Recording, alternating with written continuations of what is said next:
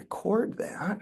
Very good. And I think, yes, should be good to go. Well, good morning again. Good morning. Good to have you here. Thank you for your time. So first thing I always like to ask, can you, just for the purposes of the video, state your name and title, please? Yeah, Jeff Mitchell, Director of Athletics.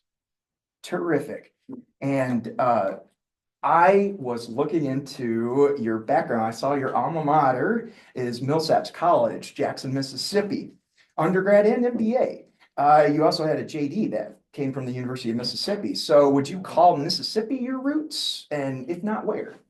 Yeah, I grew up in Mississippi, grew up in a small town called Magnolia, which is about 100 miles due north of New Orleans. A small, idyllic place to grow up, in my opinion. One stoplight. I walked to school and just was outdoors all the time, playing sports and just riding the bike around town. You said playing sports. I also know that you played baseball in college. So right base, right field? Played second base. Second base. Was a middle infielder. Played a little bit of third base. And my senior year, we had a really good team. And but we were thin on pitching. And so my coach, Coach Page has been there 37 years now. And he decided that he would utilize me as a pitcher, just as a second baseman. I threw from the side, so I was a sidewinder pitcher, but I was only used when we were up by a lot or down by a lot. So I never had the real critical moments on the pitcher's mound. Well, any other sports besides baseball? Growing up, I played tennis and soccer, basketball, but I gravitated towards baseball in high school and was fortunate enough to play in college. Tennis player, huh? Singles, doubles? Both. Both? Preference? I think when I was younger, I preferred singles. Today, I probably prefer doubles. Actually, I do too. I'm older, less court to cover. I understand a lot. And I was first base and right field. That's why I had asked that, because I was kind of curious. So looking back on your athletic years when you were playing sports, in high school or maybe even as a collegiate athlete, what's your most memorable moment as an athlete? Well, there are two. One of which is resulted in an injury, and the other resulted in, I guess, just a good day on the baseball field. The first one, and I'll reference the injury part. It was a cold day, not as cold as today is. All right, I'm still acclimating to life in the Midwest. That's another question for perhaps down the line. But in Jackson, cold is like 35, and it was in the ballpark of that degree range. I was playing second base. A ball was hit to my right. Okay, so I'm going to backhand the ball. Go to my right. I'm in perfect position. Perfect. The problem is my feet are so cold, and I don't move my feet well enough to get where I thought I needed to be. And the ball kicked off one of my feet and kicked into left field. The shortstop was covering the bag. He elected to stay. I elected to go get the ball. Because, guys, this was a routine ground ball. I butchered it, right? Because my foot was in the way. And so I run and get it. For some reason, the shortstop maybe he wasn't covering the bag.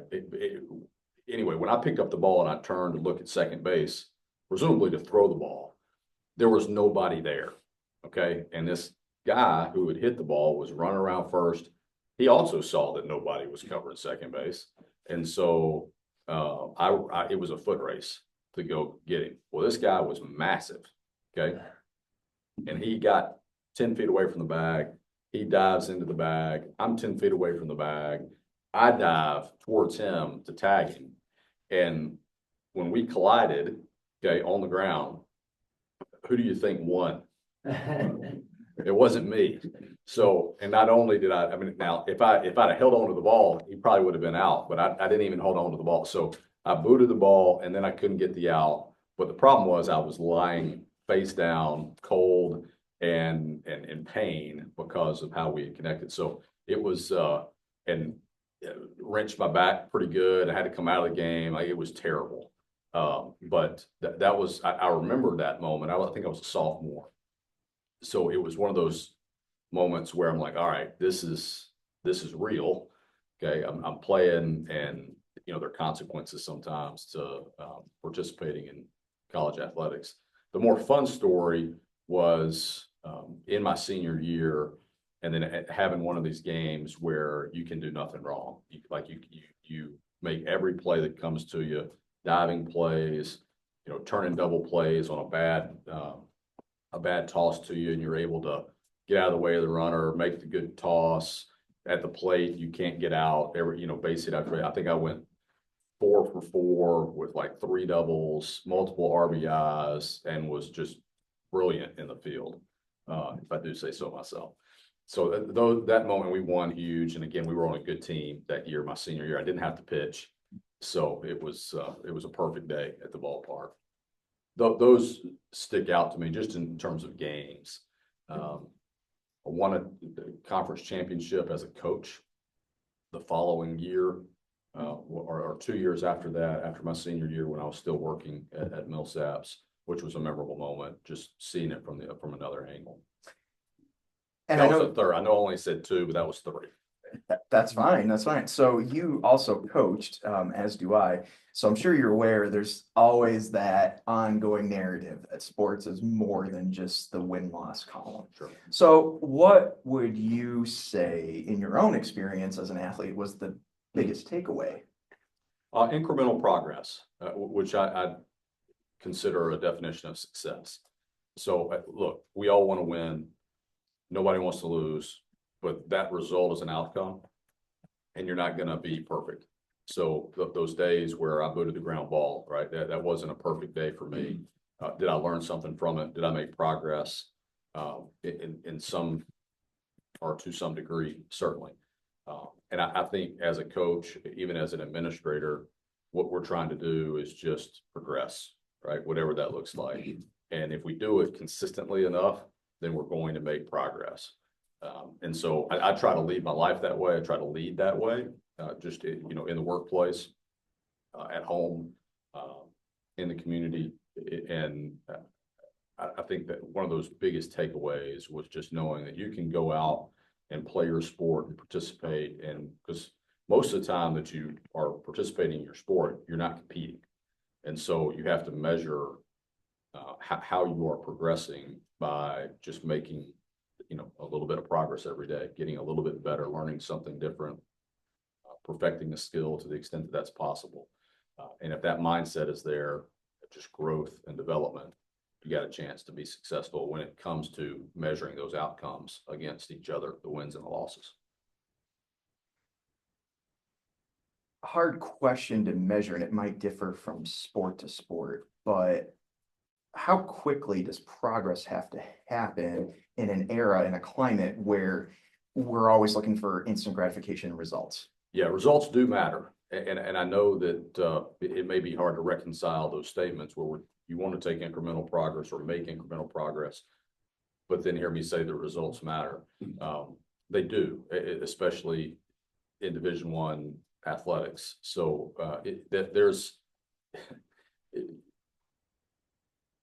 it's hard to describe, but when you're in the seat that I'm in, you begin to learn how to discern what that looks like, in terms of, are you having the results that you should? And you got to factor in so many different things. So it's not just the wins. You're looking at who you're playing. You're looking at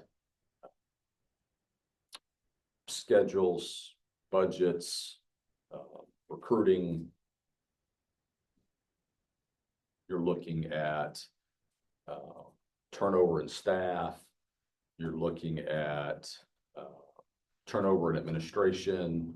You're just looking at a lot of different factors that go into it. And there's some grace and patience that I think you have to have particularly when you usher in a new coaching staff, for example. But then there's a reciprocal level of support and expectation that is part of this equation. So it's not just bringing in a coach and saying, okay, go be successful. There's a reliance on that coach, on the administration to say, okay, can you help provide for me the support that we need for us to be successful? So it's really a joint venture in many respects. You've got to set expectations. You've got to be reasonable about what those expectations are. And then you'll give us your best shot, really, on any given day. But it is certainly not a win at all cost type of mentality. Some places probably employ that mentality. I'm not suggesting that it's wrong, but I'm suggesting that it's difficult to exist in that type of environment. Yeah. So those factors, who they're playing, schedules, budgets, recruiting, and then turnover and staff and admin. Are there one or two of those that maybe factor more than the rest in terms of hierarchy? Or is it truly just a situation by situation? I don't know. There's so many moving parts to it. I mean, I'm not trying to avoid the specificity of the question, but it's really difficult to pinpoint. Well, let's talk a little bit about administration, because you've been an athletics director and or administrator 20 years when I saw, going all the way back to Santa Clara University and then director of sports info at Millsaps. So what caused you to veer in that direction? Well, the backstory is, and I'll even take you a step back.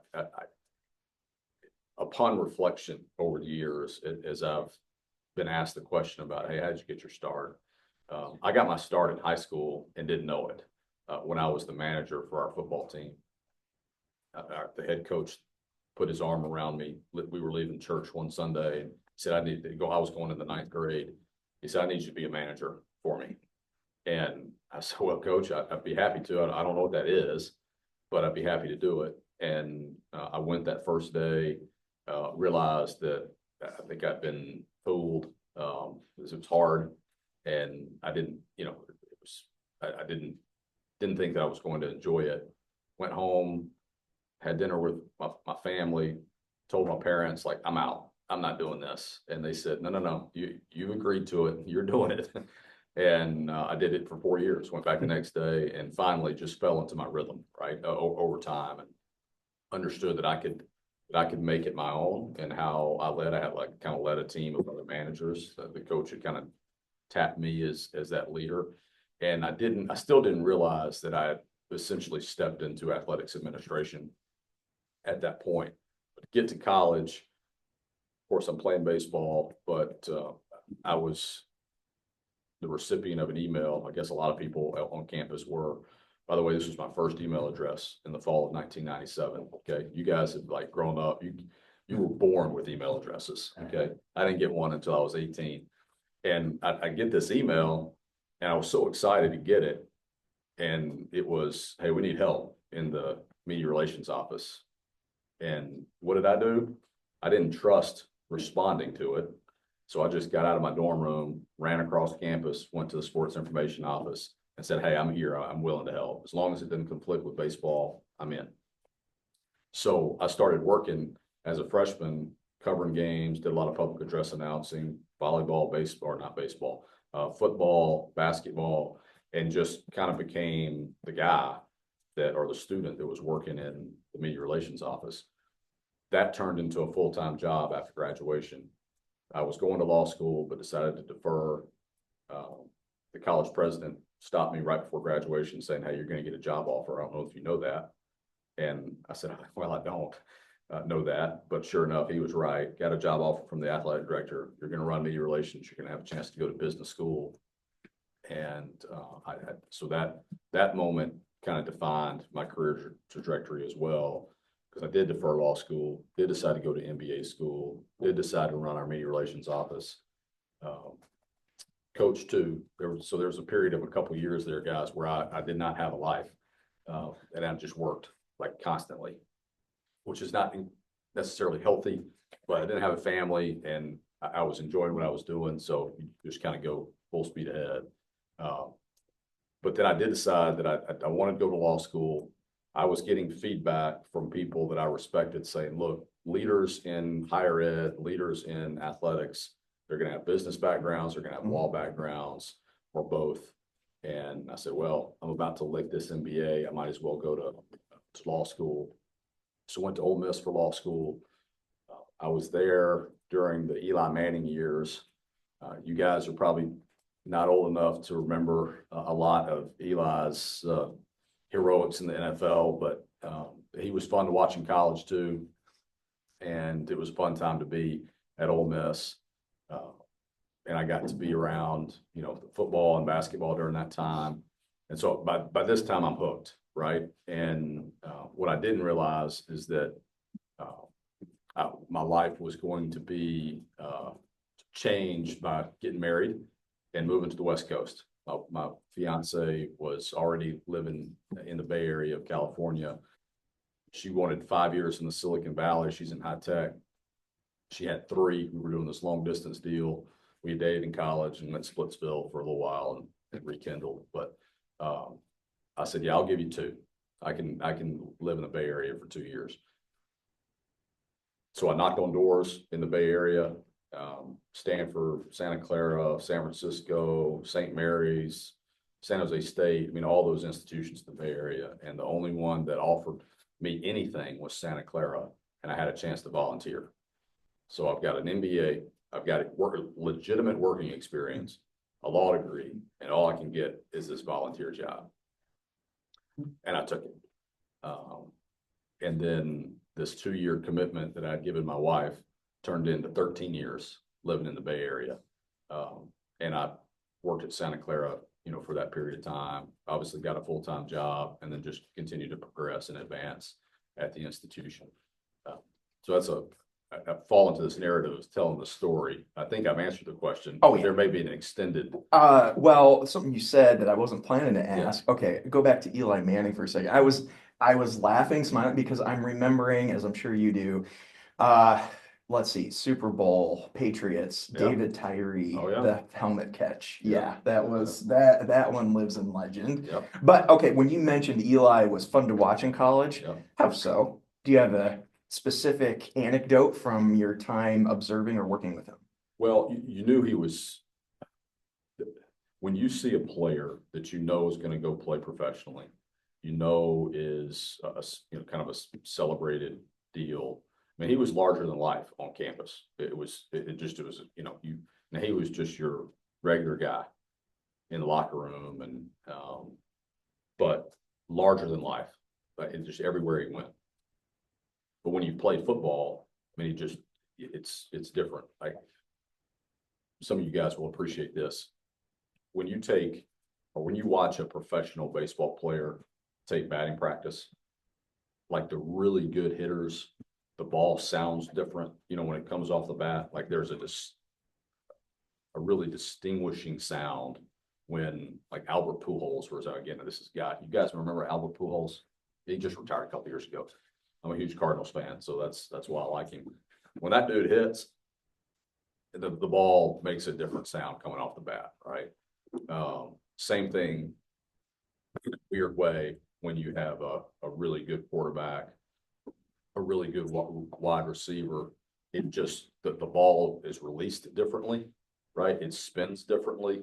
Everything's on point. It just makes it look so easy. And Eli just made it look really, really easy. So that's what made it fun to watch. Plus, because of his ability to throw football, that was the style of offense that Ole Miss ran at the time.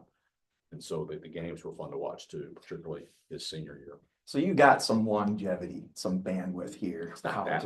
Well, right, you got me by 3 years. I figured that out from your anecdote before. You were 18 in 97, so yeah, I was in 2000. There you go. So AOL Instant Messenger, I guess you remember that too. Yeah, well, anecdote for us. But okay, my point is that you've been doing this for some time. So I'm looking at evolution, change, as you've seen college athletics morph over time. What's one good thing you've noticed in that duration and one thing that concerns you? I think the great thing about college athletics is it provides incredible opportunities for young women and men. That continues to be the case in terms of leadership development, in terms of exposure to education, in terms of elite training, opportunities to travel, certainly opportunities to compete, and just engaging with and shared experiences with a peer group. That's special. Now you get that in high school to an extent. Those of you who may have played at a club level, you kind of get that too, but it's a little bit different at the collegiate level. I think the thing that's changing, and everybody in this room will know this, is it's becoming less of a model of amateurism. I'm going to refrain from saying that it's becoming more professionalized. There's still a big difference, but student athletes are getting more benefits from a compensation standpoint. Not every student athlete's getting it. It's really minimal compared to what you may read in the paper or online, but it's changing. And I think the proliferation of the transfer portal, more of the instant gratification from a playing time perspective, or at least the thought of that, increased revenue across some of the more high-profile sports contributes to it. And we're just in a really disruptive time. So that's disruption by no means is necessarily negative, but it creates a lot of problems to solve. And I haven't solved them all yet. Who has? That's right. Who has? Going back though, you said it's less a model of amateurism, but not like you were kind of splitting some hairs there between less model of amateurism and professionalized. So I am kind of curious if we can dig into that. What is the difference as you see it? Well, so for example, when I played in the late 90s and early 2000s, and I played at the Division III level, so there's no athletic scholarships at that level. And excuse me, you go and you're playing because you enjoy being on a team and playing that sport, right? Now, yes, there were some perks of being able to go on road trips and do things that other students didn't necessarily have a chance to do, but we didn't get off the bus or leave practice and feel like we had earned anything, from a financial standpoint, right? We had earned or learned valuable lessons, right? But not, hey, we're going to get a refund check of some sort after practice or after a game. And that's not how it works now. But what's happening now is that students in some sports, and I want to be very explicit about that. It is not every sport. Again, it's not every student athlete, but in some sports, particularly your footballs and your basketballs, no longer is the interest necessarily in the institution itself. It's more about where am I going to play? How often am I going to play? And how much am I going to make? And so they're not employees, so it's not professionalized, but there is a difference. Yeah. So where am I going to play? How often and how much? So those three items, going back to your point earlier about incremental progress, is it possible to still have that incremental progress when those three questions are the prevailing mindset? Yeah. Again, very limited to some sports and some student athletes, but our coaches still have a common vision relative to their particular team in any given year, which is to become the best version of themselves as a team as they can be by the end of the year. All right. Whether that's making a postseason tournament, winning a championship, or just being better than you were a year ago. But every team now, particularly in your sports like football to some extent, but particularly basketball, it's a new team every year. And so you're not program building anymore, and you're team building, but the coaches still have this idea of, all right, I've got this group of young women or men, and I'm going to make this team the best possible team that they can be in this period of 6-7 months, however, whenever they start training in the summer, going through the end of the season. So the mentality is still there to try to progress and be the best they can be, but it's concentrated to a really finite period of time, as opposed to thinking, all right, I've got these guys for a couple of years, or I've got this person for for 4 years. It's now like, I don't know if I'm going to have any of these guys a year from now. Not that I'm not advocating for that. I don't want that. I would love for all of you guys in here and our student athletes to enjoy 4 years of the Ball State experience, right? I think it's enriching, and I think that you're at a really good place that will put you in a situation to be successful in your respective communities, regardless of what you do on campus, what you're majoring in, what you're participating in. I think it's a good place. But we're seeing this movement. And so my job is to encourage our coaches and our staff to provide our students with the best quality Ball State experience that we can, whether we have them for 4 years or for 4 months, in a season, right? With coaches then, we kind of talked about players and how that has evolved over time. With coaches in particular, there's been recent examples. There's the coach at Virginia. I'm a Utah grad, so Kyle Whittingham, I know, has been in the hot seat. He represents an older mentality of how you build a culture, maintain a culture at that team. So what have you noticed among coaching staff as this evolution occurs? We've got a great collection of coaches here at Ball State, and we talk about this often because it is such a shift, and we're all of this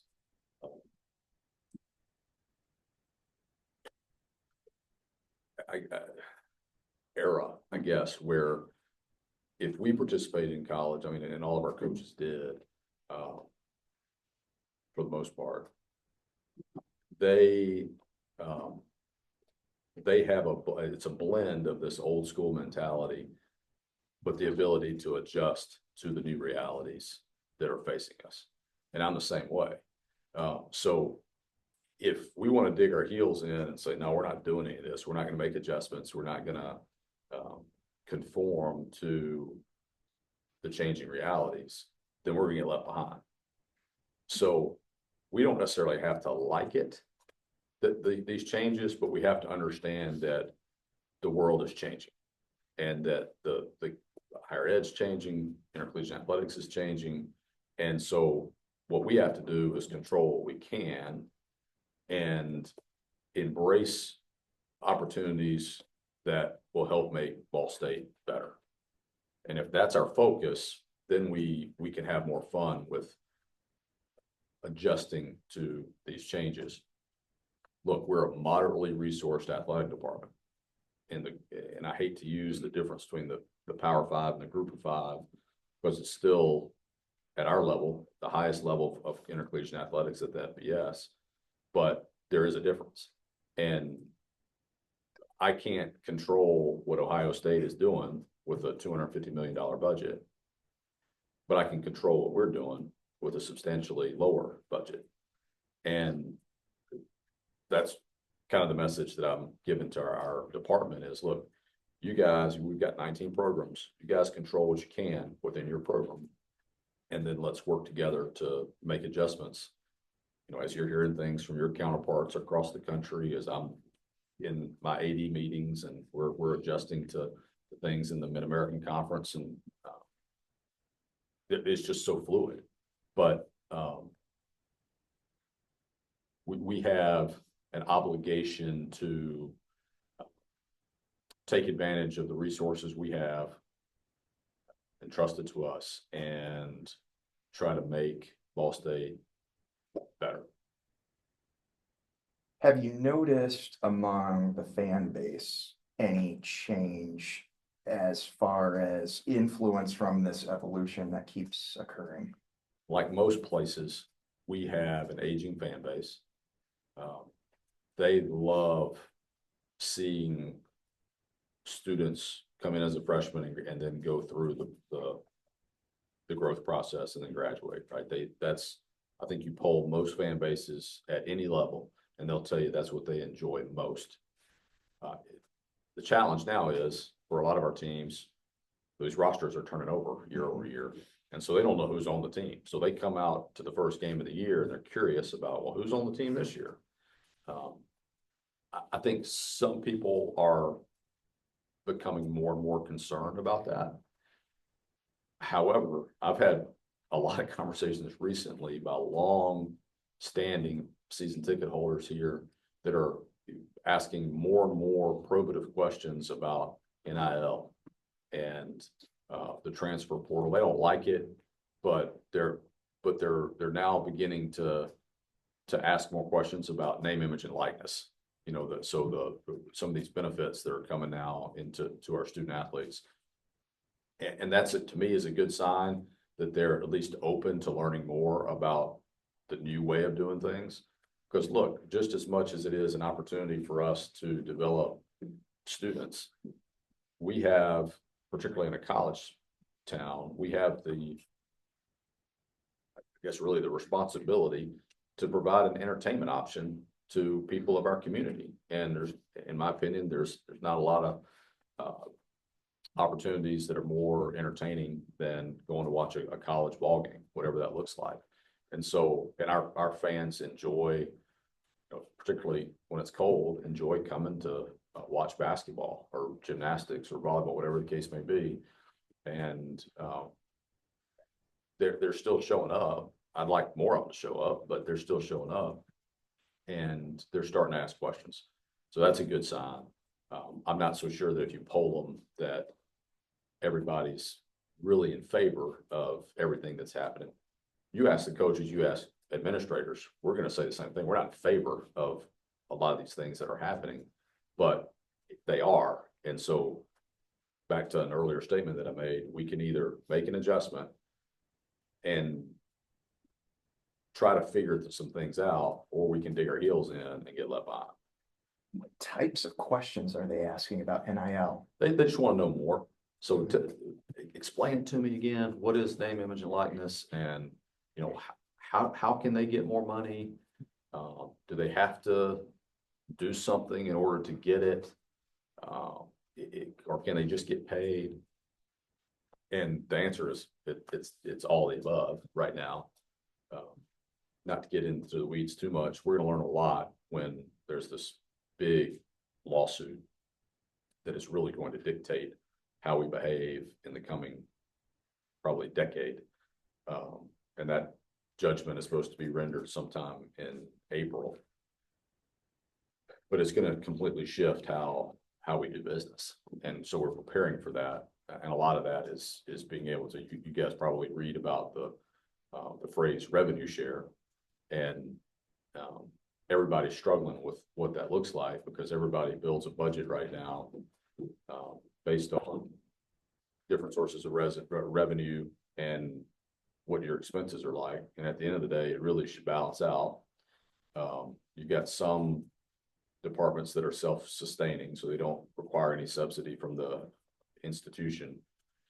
The vast majority of intercollegiate athletics at the Division I level, you got 360 some odd Division I schools. More than 300 of those are receiving some type of subsidy from the institution. So my point is, there's not a ton of revenue to share, okay? But there is going to be this exercise of this redistribution of the resources that we do have. And there's just going to be a new expense item where some student athletes are going to get more than what they're getting now from a scholarship standpoint. But not every student athlete's on scholarship. Not every student athlete's on full scholarship. But you're going to see some student athletes receive more than a full scholarship going forward. You mentioned about that binary, you either make an adjustment or get left behind. So some of this might be pending that lawsuit outcome that you just mentioned, but what would you like to see happen as an adjustment, or would like to have happen at Ball State in response to current events? Yeah.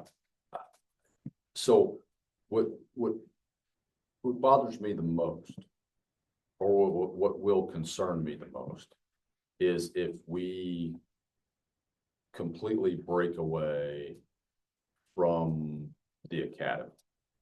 What I mean is, if we begin to really dial back requirements that student athletes must do to maintain eligibility from an academic standpoint, I think is the day that we begin to officially lose our way from an athletics enterprise standpoint. So I do think there's a groundswell amongst leaders in the enterprise to continue to tether athletics to the academy. I'm very pleased with the academic success of our student athlete population. I do think by and large that our student athletes care about their success academically, notwithstanding those that are only here for a short time. But broadly speaking, I think we're centered properly. And so I want to maintain that as kind of a basic tenet of what we do. I do think that there is a reputation and prestige quotient of having successful teams. Look, I've been here 2 years now. During my time, we've won 8 conference championships, 9 total in the last 2 years combined.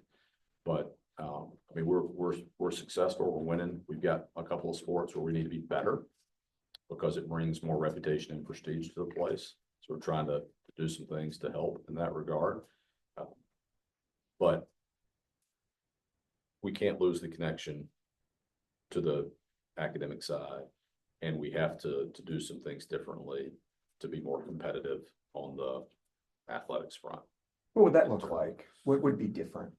Well, it goes back to some of those elements that we talked about in that very first question, where you're looking at everything from your schedules to your continuity of coaching staff to budgets to how we recruit. And, you know, that there's a lot that goes into that, particularly on the football side, particularly on the basketball side. You know, we've got a really successful women's basketball program that is more of a program akin to a team. We got a men's basketball program that, you know, we've been losing talent the last few years. We've been bringing in talent and then they go, right? And that's hard. It's less of a program. It's more of building a team year over year. And then we, quite frankly, have had a fledgling football program for several years. And hopefully that changes now with some new leadership and a new direction in what that looks like. So, well, the proof's in the pudding. It's not gonna necessarily turn around quickly, but it will. Yeah, and you mentioned or hinted at, you know, new in the football team and new leadership. So what does successful leadership look like or sound like to you? So here's what I'll tell you, and it's a little bit of a window into what I look for in hiring coaches and staff too. So, and we'll use Coach Urimovich as an example of this. Hiring these coaches, particularly in football, I would say basketball is similar in terms of you going into a secluded place and you shut everything else out. Like 18 days it took me to go from the transition and informal football leadership to hiring Coach Yurimovich. We did it a little early near the end of the season, as opposed to waiting until after the season. A lot of that was shaped by the fact that we've got changing landscape. Recruiting window is really critical. If I'd have waited, you have less time to recruit because you have to hire somebody. I wanted to do a thoughtful, thorough search, and I needed time to do that. So I look through 3 different windows when I'm looking at coaches. The first one is competence. So, and again, we'll just use football for the sake of this conversation. I wanted somebody that had coached at multiple levels. I wanted somebody that knew how to run a team, could break down film, could recruit, could produce a practice plan, could produce a game plan, had instant respect when he's standing in front of a team, right? There's a lot of, and everything else that goes into running a football program, there's a high competency quotient that I was looking for. Second thing was connectedness. So can this coach connect not only with the players in his locker room, but connect with staff, have a good reputation in the industry, can help with scheduling where appropriate. Football is a little bit weird because it's really controlled by administrators, whereas other sports kind of are controlled by coaches, but there's some cooperation involved. Somebody that can connect with faculty, with administrators across campus, with community members, with alumni, friends and fans, right? It's all of that. And certainly somebody that can connect well with fellow coaches across the department. And then the third window is competitiveness. So somebody who had demonstrated a level of success in his career, whether being a head coach or whether being part of teams that had enjoyed success. It's hard to have success when you don't know what success looks like. Okay. So with Coach Yurimovich, he had coached an NAI team, developed that program into something that was respectable and successful. Then he had coached in the MAC at Northern Illinois on some very successful teams as a coordinator. He was a coach and coordinator at North Carolina State and had a lot of success at Temple and had some success early. They did not have success in the last couple of years, but that wasn't necessarily Coach Yurimovich. That was, back to my earlier comment, that was really a combination of some administrative issues. And it was around COVID, so there was a lot of upheaval. Then he goes to Butler and takes a program that had not been very good and turned them into being, a top 25 FCS team. So all those windows were, I saw him very clearly through those windows. I looked for the same things in staff that I hired. I just hired another senior associate athletic director, and I looked at her through those same windows, right? So that's a little twist on your question, but it is important that we have competent, connected, competitive, and confident leaders. So I need to be able to go, and I'll just underscore the confidence part. I need to go and see our coaches run really efficient, effective programs and how they engage with their student athletes, where they walk in the room and it's not a dictatorship, but they go and they're so confident in what they want to accomplish that there's immense buy-in on the part of the staff and the student athletes so that we can go accomplish whatever it is that we want to accomplish. We got some program, women's basketball, for example, that they want to win the conference championship. Okay. They're on their way to win a regular season championship, knock on wood. There's a different goal for them, right?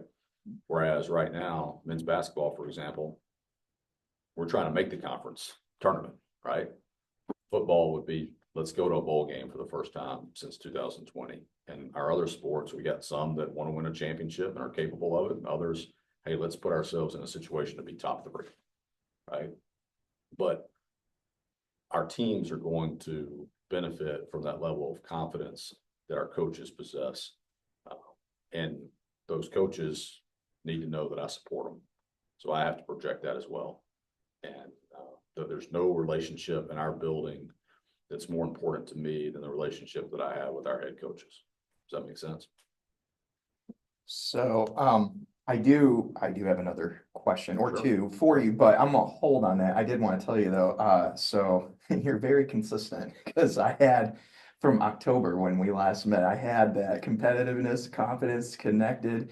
You added confident here, so there's another C word, but yeah, it's very consistent from about 6 months ago.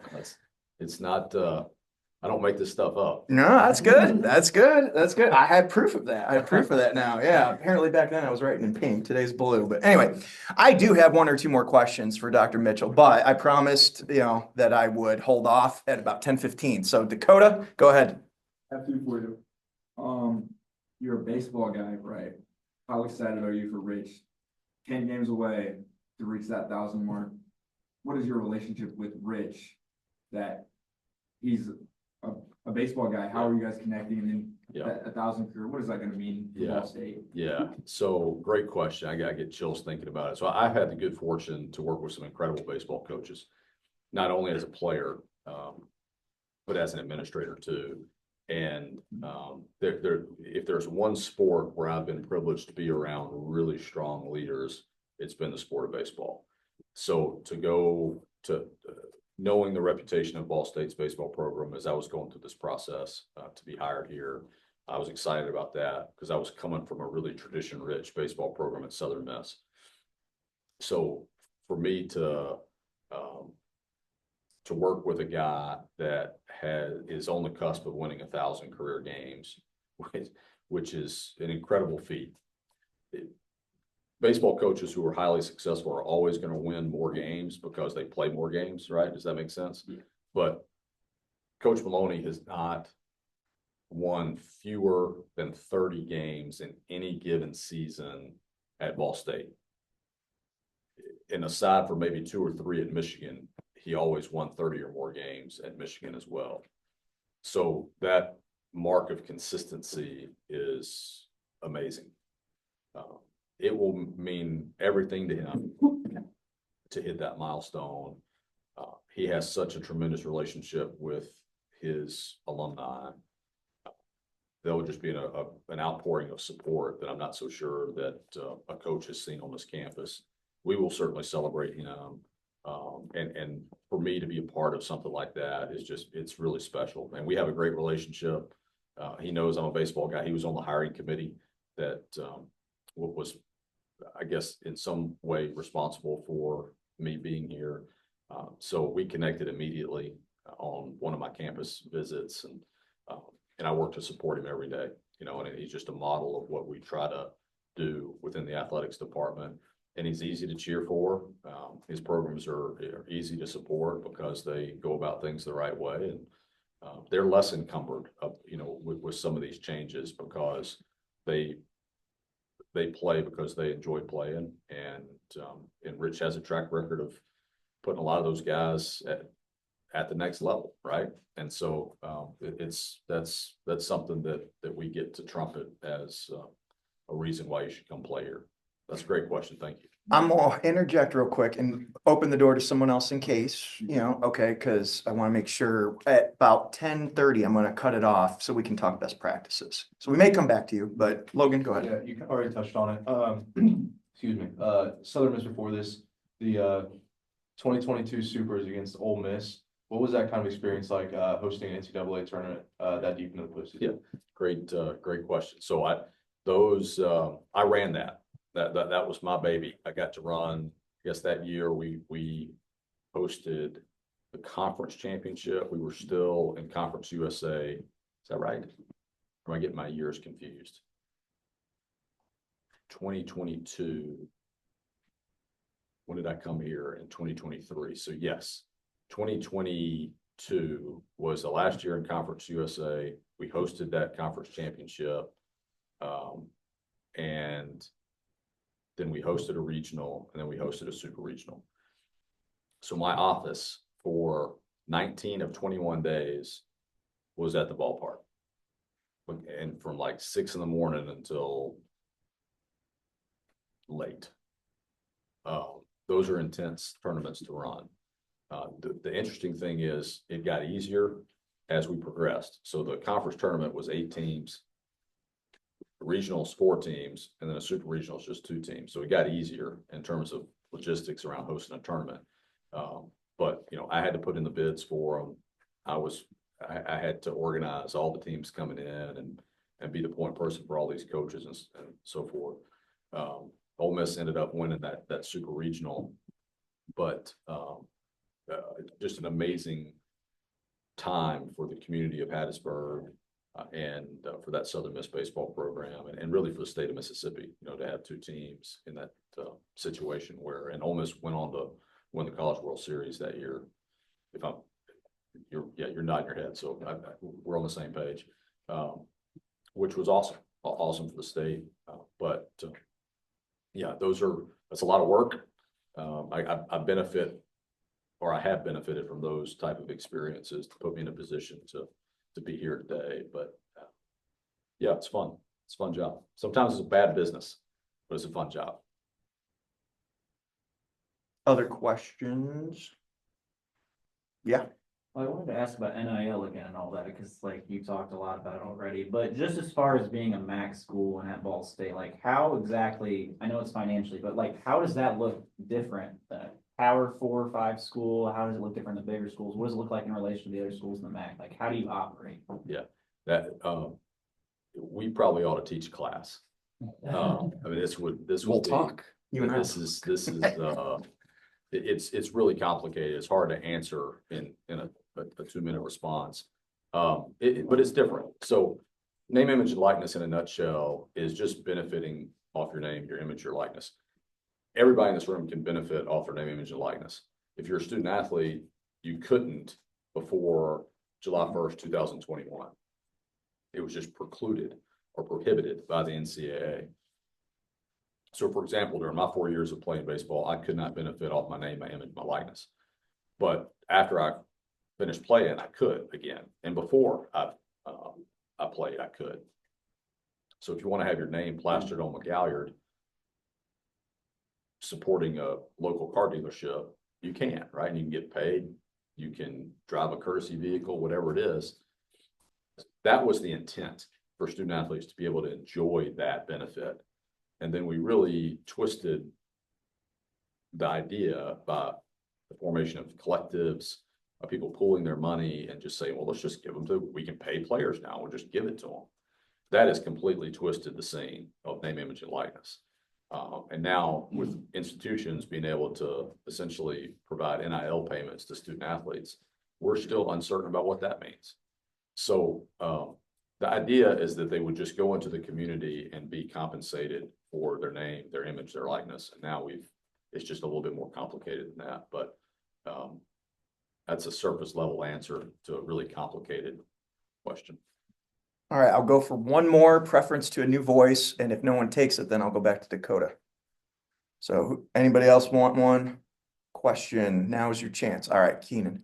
Kind of staying on the same topic of NIL, you also got like the transfer portal and like just so many different moving parts with people coming and going. How do you see like the chemistry like changing from how it used to be? Like you have a whole new team coming in. How does that chemistry change? What does that look like? Really great question.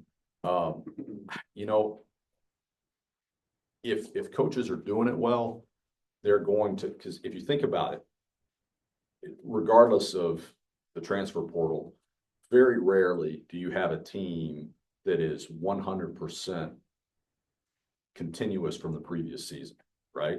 So every year there's a different team anyway. In some cases, it's just a lot more new faces than there used to be. So I don't know that the challenge is necessarily all that different for coaches. The challenge, though, is you're having to recruit in a compressed period of time than you used to. You used to be, all right, I know I'm going to recruit for the class of 2025. And then as soon as I get that class done, we're gonna start looking at 2026. We don't have to be super pressured. And then maybe you look at 27. Now, though, you're not recruiting freshmen necessarily because there's a lot of talent in the transfer portal. But you have to do it, let's just use basketball because we're in that season right now. Basketball season's gonna end. We've got a lot of guys on our team that are 5- and 6-year guys. They're out. And we got to fill some gaps. Well, we've got one freshman committed right now. Very talented player out of North Carolina. But we're going to need to fill some holes. And I was just talking to Coach Lewis yesterday. We're going to the portal, right? It's hard to do your homework and to develop relationships in a compressed period of time, which then puts you in a situation when they get on campus to where you have to speed up that process of developing culture around the 15 guys that are on the team. Whereas if you're developing relationships with these freshmen that are coming in, you're able to introduce them more regularly into the team dynamic, particularly as they get on campus, but you already feel like you know them. Sometimes you're not seeing these guys until they get on campus in this new era, and it just takes longer. And then you don't know how long you got with them. So it's a sped up timeline, which sometimes makes it a little bit more difficult to gel. Our guys are playing better now than they have been, but it's, by the way, we got hosed the other night. I don't know if you watched our game. Oh, yeah. I It- did see that. Last night, the fingertip of. Yeah. Uh-huh, of the uh-huh. Shot clock. Yeah. Should've went off too. Yeah. But we, but there, it just takes time to gel and develop, and it's just up to us now. So I'm gonna stop the recording so that I remember to